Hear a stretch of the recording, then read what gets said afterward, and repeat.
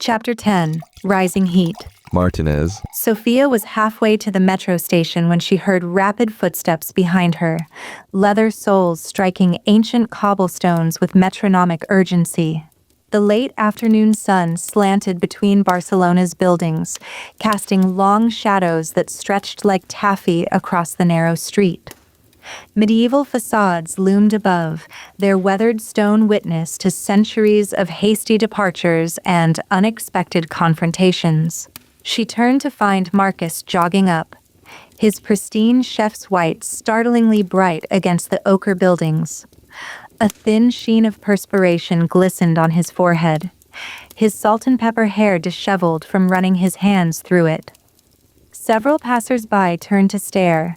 A man in full chef's regalia sprinting through the Gothic quarter wasn't a common sight, even in a city accustomed to culinary drama. Saturday. He said, slightly out of breath, the crisp edges of his accent softened by exertion. 9 a.m. We need to... He gestured vaguely back toward the school, the motion uncharacteristically imprecise for a man who measured herb sprigs to the millimeter. plan. Whatever this is going to be. She arched an eyebrow, noting how the lowering sun caught the silver in his hair, turning it to platinum against the darkening street. Good to see you're embracing change with your usual enthusiasm, Chef. I'm embracing reality. He straightened, adjusting his jacket with a quick tug that restored some of his usual dignity. A nearby street vendor watched with undisguised interest as he arranged churritos on a paper-lined tray, the scent of fried dough and cinnamon creating an incongruously sweet backdrop to their tense exchange. Though if you suggest turning my demi-glace into pearls, I will resign on principle. Please, this verification is so 2019. Her lips twitched traitorously. I was thinking more along the lines of sauce clouds, perhaps stabilized with a xanthan-lecithin emulsion and aerated through a nitrogen canister. He made a sound like he was being strangled with butcher's twine. Then, catching her expression, he actually smiled, a brief crack in his professional veneer that transformed his face from classical sculpture to something startlingly human. You're baiting me. Is it working? Thoroughly. He ran a hand through his hair again, somehow making it look even better in its dishevelment. A church bell tolled somewhere nearby, its bronze voice echoing off stone walls that had stood since Columbus sailed. Sunday too. We'll need both days to merge the curricula properly. Afraid I'll corrupt your classical techniques with my modern wizardry? Sofia adjusted her bag, the knife roll within pressing reassuringly against her hip. Terrified. But his eyes were warm, gray softening to the silver of antique service pieces. I've seen what you can do with innocent ingredients. And I've seen what you can do with outdated methods. Traditional. Ancient. Time-tested. Fossil-worthy. They were standing closer now, the space between them charged with something that definitely wasn't professional curriculum planning.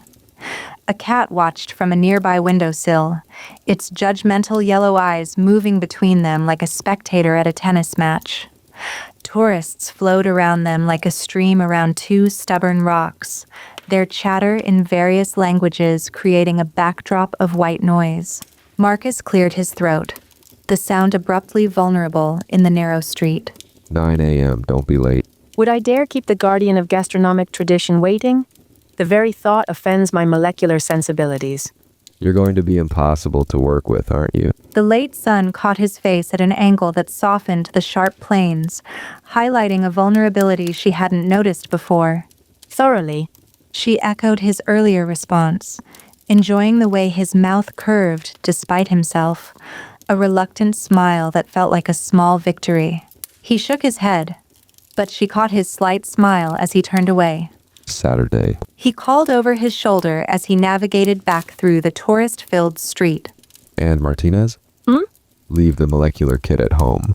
Wouldn't dream of it, Chef. She watched him walk away, definitely not admiring how his chef's whites pulled across his shoulders as he opened the door to a bakery whose windows displayed artisanal breads arranged like museum pieces. The scent of fresh-baked sourdough drifted across the street, a reminder of foundation ingredients and time-honored techniques. Her phone buzzed against her hip, Another dating app notification. Another handsome stranger offering another meaningless night. Sophia looked at the profile picture, thought about the drawer full of business cards, about empty hotel rooms and emptier mornings. She swiped left. Then she opened her calendar and added 2 very professional curriculum planning sessions to her weekend. If her heart beat a little faster as she typed meeting with Marcus, well, that was probably just anxiety about the new position. Probably.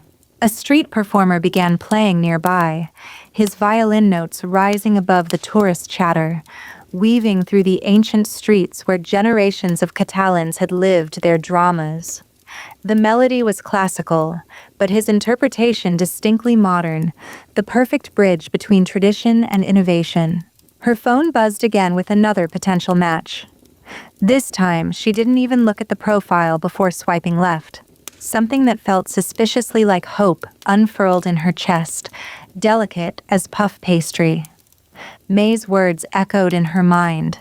Some ingredients, when combined under pressure, have explosive reactions. Sophia smiled. She'd always liked playing with fire. The dating app icon still glowed on her phone screen, a reminder of easier escapes. She thought about deleting it, her finger hovering over the icon as she walked past storefronts where locals bought their evening bread, cafes where elderly men played dominoes on marble tabletops, markets where fishmongers wrapped the day's final sales in crisp paper. Not yet, she decided. But for the first time in months, she didn't feel the urge to open it either. She had a curriculum to plan, and if her heart beat a little faster thinking about spending the weekend with Marcus, well, that was a recipe she'd figure out later. Chapter 11. Mise en place. The school kitchen felt different on Saturday morning. Quieter, more intimate, as if the building itself were holding its breath. October sunlight streamed through tall windows, casting geometric patterns across equipment that gleamed with expectant potential. Without the chaos of students, the space revealed its bones, the monastery's original stone arches framing modern induction ranges, copper pots hanging from wrought iron racks that had once held medieval tapestries, the ancient floor worn into subtle depressions where generations had stood to create. Sophia arrived to find Marcus already there, jacket off, sleeves rolled up, arranging papers with the same precision he gave to knife cuts. His silver mechanical pencil tapped against the marble counter in a rhythm that matched the ancient clocks ticking from the hallway, both measuring time with uncompromising accuracy. You're early. He said without looking up, though nothing in his posture suggested surprise. You're earlier. She hung up her jacket on a copper hook that had probably held a monk's robe centuries ago. The morning air carried a slight chill, scented with lemon-based cleaners and the ghost of yesterday's braises. She was hyper-aware of being alone with him in this vast space designed for many, the emptiness around them magnifying every small sound. The whisper of papers, the subtle shift of his weight, her own traitorous heartbeat. Afraid I'd sneak in and modernize your recipes while you weren't looking? Perhaps transmute your demi-glace into a quantum state of both liquid and foam? Terrified. He set the butter down, not quite meeting her eyes. I had nightmares about sous vide eggs and deconstructed bechamel invading my carefully annotated lesson plans. Speaking of annotations, She moved to the storage room, where burnished copper pots reflected the morning light in amber pools. how many sticky notes does your copy of Escoffier have? I'm guessing triple digits, color-coded by year. She bent to retrieve a stack of sauté pans, taking longer than strictly necessary. When she straightened, she caught his reflection in the steel shelving, his eyes definitely not on the curriculum. See something interesting, Chef? He cleared his throat, ears pinking beneath his silver-threaded hair. Just ensuring proper equipment handling technique. Is that what we're calling it now?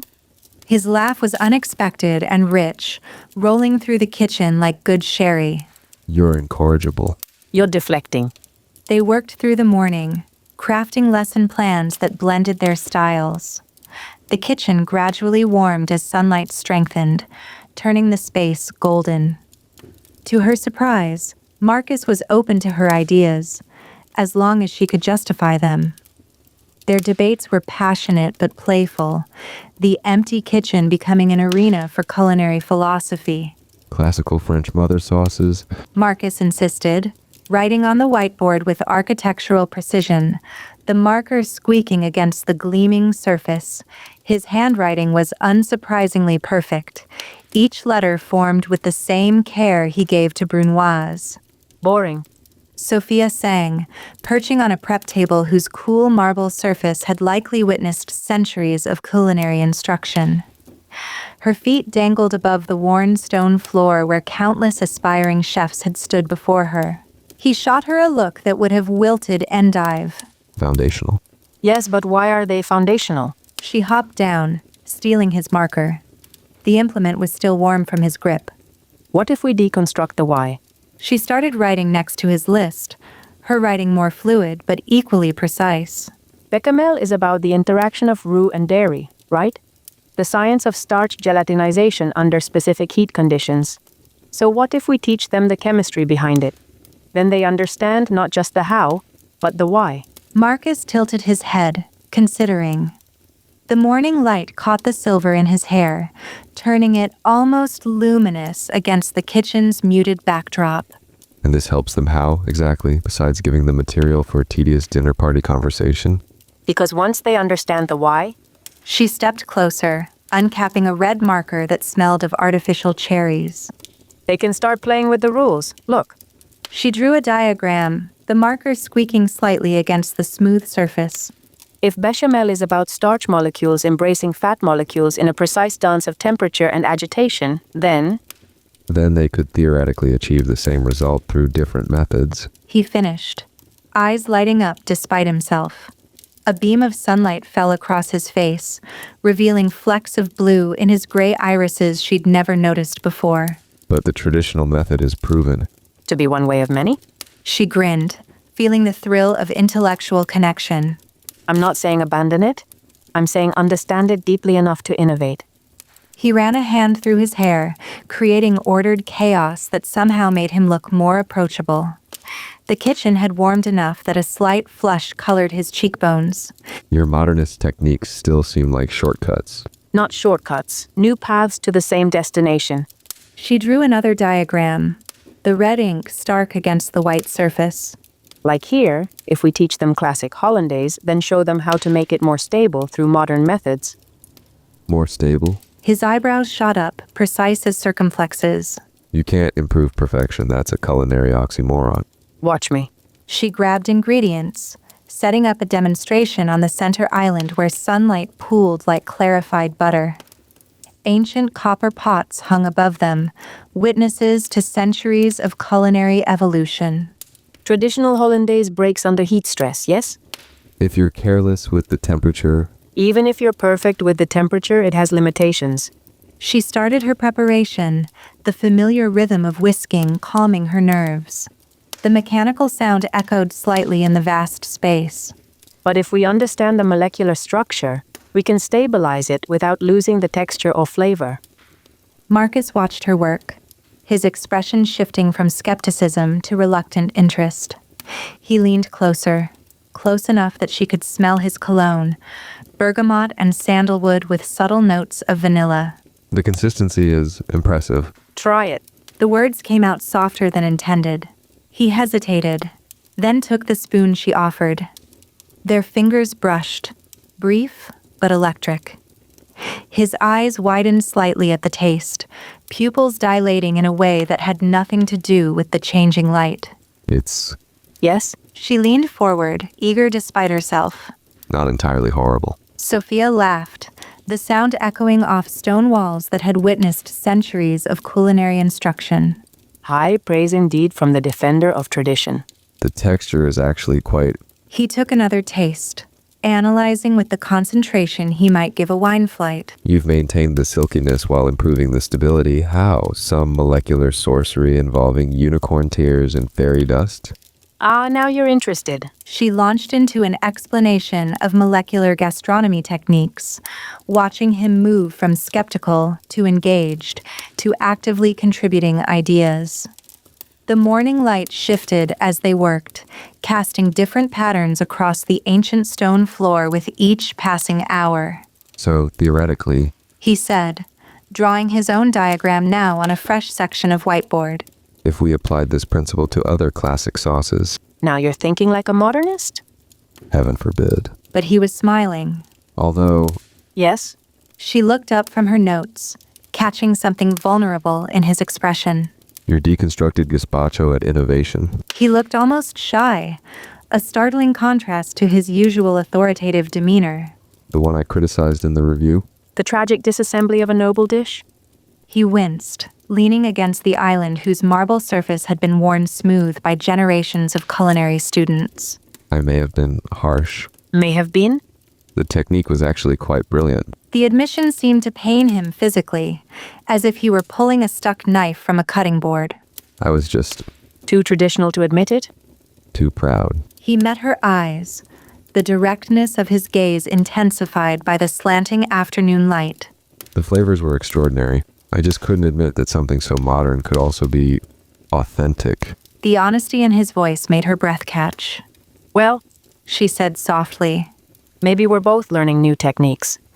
Look, She said, reaching across him for a pen, her arm brushing his chest.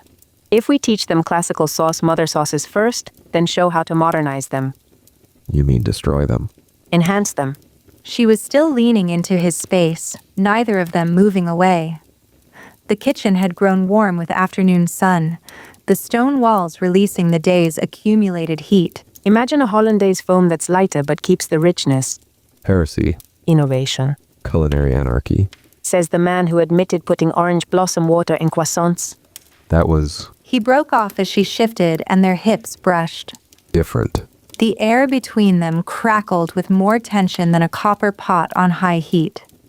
Sophia became very aware of how close they were standing, how the afternoon light caught in his eyes, how his cologne mixed with the kitchen's scents to create something uniquely intoxicating. She stepped back, professional mask slipping into place with practiced ease. We should test some of these techniques, make sure they work together. Together. His voice was slightly rough, like sea salt harvested by hand. Yes. They moved through the kitchen in an intricate dance, reaching past each other for ingredients, hands brushing over utensils. Every accidental touch felt charged with potential energy.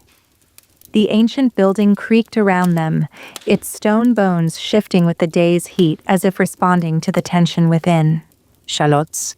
Sophia murmured, reaching for the prep container that gleamed in the afternoon light. Here. Marcus got there first, turning to hand them to her. She stepped into his space to take them, their fingers brushing longer than necessary. Careful. He breathed as she withdrew. They're sharper than they look. I like sharp things. She held his gaze while reaching past him for a knife, her arm grazing his chest. Precision is my specialty. The kitchen seemed to shrink with every movement, the vast space contracting around their orbit. Marcus reached up for a pot on the high shelf, his shirt riding up just enough to reveal a strip of skin. Sophia definitely didn't notice. Just like she didn't notice how he paused behind her as she stirred the sauce, close enough that she could feel his body heat radiating through her chef's whites. Your technique is improving. He murmured, voice low near her ear. My technique was always good. She shifted slightly, letting her back brush against his chest. You were just too traditional to notice. He reached around her for the wooden spoon, his arms bracketing her against the stove. Show me. Sophia turned within the cage of his arms, finding herself trapped between him and the counter. The afternoon sun had moved, casting long shadows across the ancient kitchen floor. Shouldn't you be watching the sauce? I'm watching something. His eyes dropped to her lips, then snapped back up. The sauce began to simmer, breaking the moment. They jumped apart like guilty students caught by a master chef. Through the tall windows, Barcelona's skyline glowed gold in the late afternoon light. church spires and modernist towers coexisting in architectural harmony. Heat control. Marcus said roughly, adjusting the flame. Very important. Sofia agreed, smoothing her apron. Her cheeks felt warmer than any professional chef would allow, but moments later they were back in their dance. Sofia sliding past him to reach the herbs, letting her hand trail across his lower back. Marcus steadying her with a hand on her hip as he reached past for the peppermill. Every movement a choreography of almost touches and lingering contact, while the ancient kitchen clock in the hallway ticked steadily onward, measuring moments that stretched like pulled sugar. The secret. Marcus demonstrated a whisking technique, standing close behind her, his hands guiding hers. Is in the wrist movement. Is that what we're calling it? She leaned back slightly, feeling him tense. Professional demonstration. He murmured, but his hand stayed on hers longer than strictly necessary. They moved around each other like planets in orbit, always aware, always just on the edge of collision. Sofia bent to retrieve a fallen spoon, deliberately straightening up against him. Marcus steadied a wobbling pan by reaching around her, his chest pressing against her back. Sorry. They kept saying. Excuse me. Just reaching for... Let me get that. But neither of them was really sorry, and they both knew it. The key. Marcus demonstrated a classic sauce reduction as the day's last light painted the kitchen in amber hues. Is patience. Letting flavors develop naturally. Some things Sofia murmured, adding a modern twist to his technique. are worth waiting for. Their eyes met over the sauce. Something shifted in the air between them, delicate as a perfectly tempered chocolate on the edge of crystallization. Here. He said softly. Taste. He held out the spoon. Instead of taking it, she leaned forward, letting him feed her. His hand was steady, but his pulse, visible at his throat, wasn't. Need something? She said. It's perfect. It's close. She reached behind him for herbs, miscalculating the space. Her back pressed briefly against his front, the contact sending electricity through them both. Marcus inhaled sharply. Sofia bit her lip. Sorry. She said, not feeling sorry at all. Professional. He reminded them both. But his voice was strained like over-reduced stock. Absolutely. She straightened, fighting a smile at his flustered expression. Though your technique seems a bit rigid. He muttered something that sounded like a curse in perfectly enunciated French. They managed to plan out Monday's lesson, though it took twice as long with all their accidental contacts and lingering looks. Every demonstration became an excuse to invade each other's space, every critique layered with innuendo. Your knife work is still too aggressive. He commented, watching her brunoise shallots. The last sunlight caught her blade, sending brief flashes across the stone walls. And yours is too timid sometimes. She met his eyes across the island. You need to take risks. By afternoon, the tension was unbearable. They had a solid curriculum plan and enough sexual frustration to power the whole kitchen. Outside, Barcelona's twilight painted the skyline in lavender and rose, church bells marking the hour with bronze authority. Same time tomorrow? Sofia asked, gathering her things. The ancient building had grown quiet, settling into evening with creaks and sighs. Earlier? The hope in his voice made her smile. Eager, chef? Professional thoroughness. Of course. She headed for the door, then paused. Oh, and Marcus? Next time you want to check my equipment handling technique, just ask. His choked laugh followed her out into the corridor, echoing against stone walls that had witnessed centuries of passion, culinary and otherwise.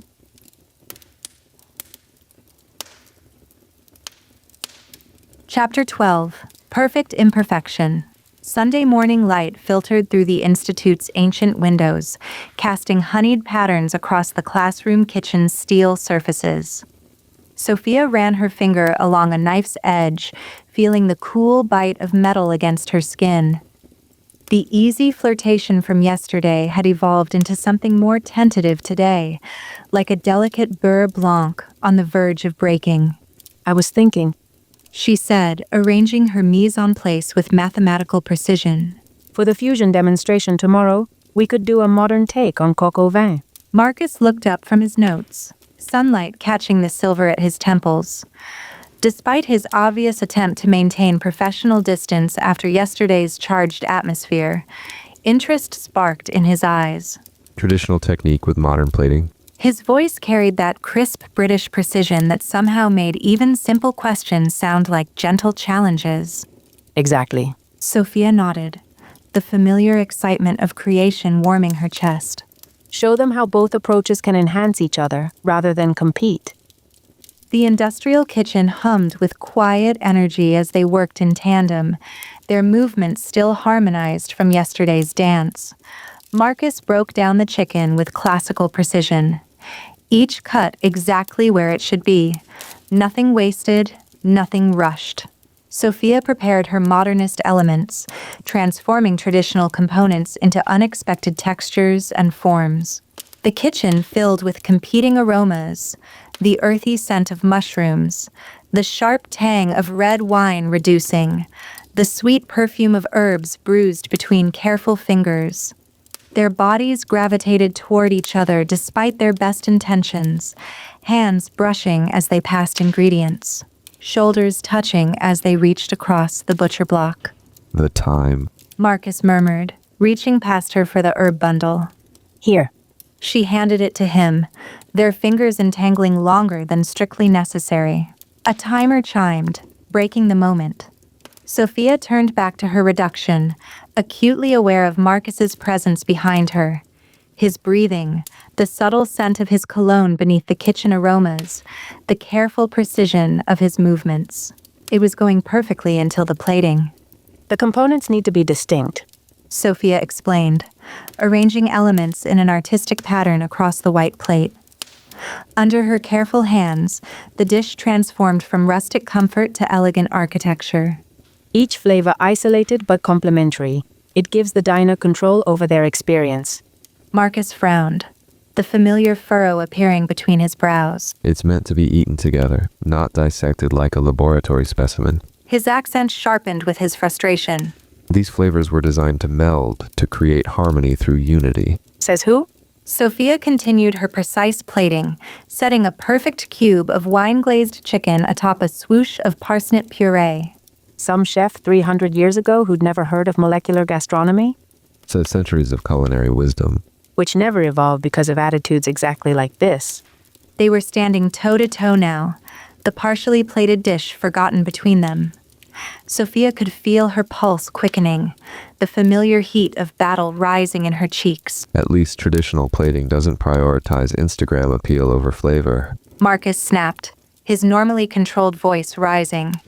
His hands clenched at his sides, knuckles whitening, Marcus's version of shouting. Sofia's eyes narrowed, the familiar rush of defensive anger flooding her system. No, it just prioritizes rigid rules over innovation. The words felt like perfectly sharpened knives leaving her lips. Tell me, do you actually enjoy cooking anymore? Or do you just enjoy controlling it? The kitchen's ambient sounds seemed to fall away, leaving only the sizzle of tension between them. Better control than chaos. Marcus gestured sharply at her deconstructed plating, the movement uncharacteristically jerky for a man who prided himself on precision. His voice dropped to something dangerously soft. This is exactly why your restaurant failed. All style, no substance. The moment he said it, regret flashed across his face. Sofia went very still, his words striking deeper than he'd intended, penetrating the protective shell she'd built around her most tender wound. At least I tried to evolve, she said quietly, her voice steady despite the storm beneath. At least I didn't let fear of change destroy my partnership like you did. The words hung in the air like smoke from a burnt dish. Acrid, impossible to ignore, staining everything. They'd both struck deeper than intended, hit wounds that weren't yet healed. Marcus stepped back, his face shuddering closed like windows before a hurricane. The vulnerable man from yesterday disappeared behind professional armor. We should finish the curriculum plan. His voice could have chilled the reduction sauce. Right. Sofia began cleaning her station, movements sharp and precise, her back rigid. Wouldn't want to risk any more modernist contamination of your classical sensibilities. Copper pots reflected their silhouettes as they worked in cold silence, the easy intimacy of yesterday replaced by rigid professionalism. Every accidental touch now felt like a burn rather than a caress. The sauce needs more reduction. Marcus said stiffly, examining their abandoned coq au vin. The sauce is fine. Sofia didn't look up from her cleaning. It's too loose. Like my techniques, my principles? She finally turned to face him, meeting his eyes with challenging directness. Just say what you really think, chef. He ran a hand through his hair in frustration, the gesture somehow making him look younger, more vulnerable despite his rigid posture. This isn't about. Isn't it? She stepped closer, close enough to see the tiny flecks of amber in his gray eyes. We can flirt and pretend, but at the end of the day, you'll always see me as a culinary anarchist, and I'll always see you as... A rigid traditionalist? His voice softened, something like resignation coloring the words. Your words. She looked away, suddenly unable to maintain the anger that had been sustaining her. The tension between them had transformed into something painful, something that ached with possibilities never to be realized. Every lingering look now felt like a reminder of why they couldn't work. They finished the curriculum in silence, the scratch of pens and rustle of papers the only sounds in the vast kitchen. When Sofia gathered her things to leave, Marcus remained at his station, his back a careful study in rigid control. I'll see you tomorrow. The formal words held none of yesterday's warmth. 9 a.m. Advanced techniques. She kept her voice professionally neutral. I won't be late. They'd created a solid curriculum plan. Somehow, that felt like the smallest of their accomplishments and losses over the weekend. As she closed the heavy oak door behind her, Sofia heard the clatter of a pan being set down with more force than necessary. The sound echoed down the stone corridor, following her out into the Barcelona evening like the ghost of what might have been.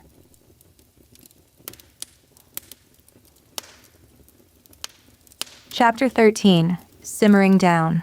Sofia stared at her bedroom ceiling as the shower ran in her bathroom. Another nameless man, James, John, something with a J, washing away another meaningless encounter. Through the thin walls of her Barcelona apartment, water pipes rattled their century-old protest, the sound echoing through rooms still holding morning's shadows. The October sunlight that crept through her half-drawn blinds illuminated dust motes that danced above her rumpled sheets like molecular spheres in suspension. Her apartment, a third-floor walk-up in a building that had witnessed the Spanish Civil War, maintained its typical dissonance. Pristine professional knife roll on a shelf next to mismatched IKEA furniture, copper pots hanging above a stove with 2 functioning burners, and framed restaurant reviews beside unpaid utility notices. When he emerged, dressed and offering his card with practiced smoothness, she barely looked at it before it joined its fellows in the bedside drawer. He said something about calling, about dinner next time. She made appropriate noises in response, while her eyes fixated on a water stain on the ceiling, 33.7 centimeters in diameter, expanding 0.2 centimeters per month since she'd moved in. The moment he left, she stood under her own shower until the hot water ran cold, the aging boiler surrendering long before her thoughts of Marcus had cleared. No amount of scalding water could wash away his face when they'd taught together yesterday, or how effortlessly they'd found their rhythm after weeks of discord. For the first time, the drawer full of business cards felt less like freedom and more like failure. Sleep wouldn't come. At 3 a.m., she found herself in her kitchen, knife in hand, an onion on the cutting board. The familiar rhythm should have been comforting. Tap, tap, tap. Outside her window, Barcelona never truly slept. The occasional motorcycle engine echoed through narrow streets, its sound bouncing between buildings that leaned toward each other like old friends sharing secrets. A distant church bell marked the half-hour, its bronze voice carrying across rooftops that had witnessed centuries of insomniacs and their private rituals. Tap, tap, tap. But each perfect cube just reminded her of Marcus critiquing her brunoise. Tap, tap, tap. Of how their fingers had brushed over kitchen tools, of heated looks across prep stations, of almost moments and could-have-beens. The onion's layers fell apart under her knife with mechanical precision. She'd done this so many times she could probably do it blindfolded, just like she could probably find a meaningless hookup blindfolded. Just like she could probably pretend she wasn't thinking about Marcus's half-smile when he'd praised her plating innovation.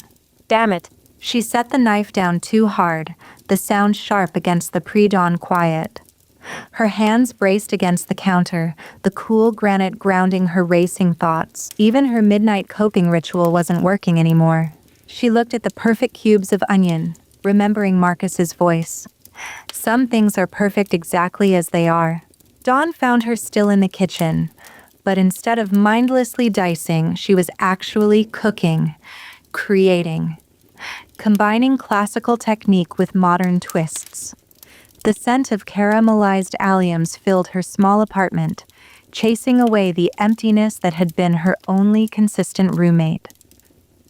The Institute's morning light painted the teaching kitchen in shades of honey and amber. Copper pots hung from wrought iron racks like burnished planets, catching and multiplying the sunlight that streamed through tall, arched windows. The stone floor, worn into subtle depressions by generations of culinary students, radiated the previous day's heat back into the space where 20 students now gathered for advanced techniques. Sofia moved through her demonstration with unusual ease, feeling Marcus's presence behind her, not as judgment, but as counterpoint, a bass note to her melody. Their gazes connected across workstations, brief but electric professional protocol maintained by the thinnest margin. The key to molecular gastronomy, She explained, her hands moving with surgical precision as she measured sodium alginate to the milligram. is understanding food at its structural level. We're not destroying tradition. Her eyes flicked briefly to Marcus, catching his raised eyebrow. We're deconstructing it to reveal its essential elements, then reconstructing it in ways that heighten appreciation. A student raised her hand, golden morning light catching on her stainless steel watch. But Chef Blackwood said last week that deconstruction destroys the harmony of classical dishes. Sofia tensed, waiting for the inevitable contradiction. The classroom's ancient stone walls seemed to hold their breath. What I believe I said. Marcus stepped forward, his accent crisping the consonants precisely. Was that deconstruction without purpose destroys harmony. Chef Martinez's approach, as demonstrated today, maintains classical flavor profiles while challenging presentation norms. He moved beside her, close enough that she caught the faint bergamot note of his cologne. Tradition and innovation in dialogue, not opposition. The student blinked, clearly blindsided by this unexpected alliance. Sofia bit back a smile as Marcus continued. Consider the bechamel we discussed yesterday, a sauce whose technique hasn't significantly evolved since the 17th century. Does that mean it's perfect? His eyes met Sofia's, unexpected warmth replacing his usual critical assessment. Or does it mean we stopped asking questions? The class ended with students clustering around their workstations, experimenting with techniques that bridged classical and modern approaches. Through the tall windows, Barcelona sprawled below the Hilltop Institute, its architecture a testament to the same principle, Gothic cathedrals and Gaudi's organic modernism coexisting in vibrant tension across the urban landscape. That was... Sofia began as the last student filed out, leaving them alone in the sunlit kitchen. Surprisingly functional. Marcus suggested, his lip quirking slightly as he aligned station towels with mathematical precision. I was going to say not entirely disastrous, but yes. She found herself mirroring his smile. Almost as if we don't actually hate each other's culinary philosophies. I wouldn't go that far. But his eyes crinkled at the corners, the fine lines softening his usually stern expression. Let's say I'm developing a tolerance, like one might develop for a particularly challenging cheese. Did you just compare me to stinky cheese, Chef Blackwood? A complex, award-winning cheese with unexpected depth, His voice dropped slightly. though still fundamentally overwhelming to traditional palates. Something about his tone made her pulse quicken like egg whites under high-speed whisking. She busied herself with cleaning her station, hyper-aware of his movements on the other side of the central island. Sunlight shifted across the floor as morning deepened, painting golden pathways between them that neither quite crossed. Your approach with the students today was She searched for the right word. generous. You didn't have to defend molecular techniques. I wasn't defending molecular techniques. He closed a drawer with precise force. I was defending accurate understanding. There's a difference. Still, Her fingers traced the edge of her knife roll, the leather worn to a buttery softness by years of handling. thank you. Marcus looked up, surprise evident in the slight widening of his eyes. For a moment, neither spoke, the kitchen silent except for the distant clatter of pots from neighboring classrooms and the eternal Barcelona traffic beyond the ancient walls. You're welcome. The words came out softer than his usual clipped tones. Sofia might have said more, the moment suspended between them like a perfectly tempered chocolate on the edge of crystallization, when the door swung open, breaking the spell. Eduardo Ramirez strode in, impeccable in a suit that probably cost more than Sofia's monthly rent.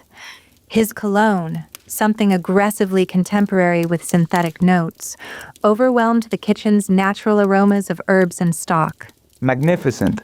He clapped his hands, the sound echoing against stone walls. I observed your class from the back. This fusion approach is exactly what I envisioned. The board is thrilled with initial student feedback. Eduardo moved through the kitchen with the confidence of someone who owned spaces without legally possessing them, touching equipment with manicured fingers that had likely never suffered a burn. We're hosting a chef's table event next Thursday, testing new fusion concepts for potential investors. I want you both there. Sofia exchanged a glance with Marcus, whose expression had shifted back to professional neutrality, though something in his eyes remained warm. Professional collaboration. Marcus said quickly.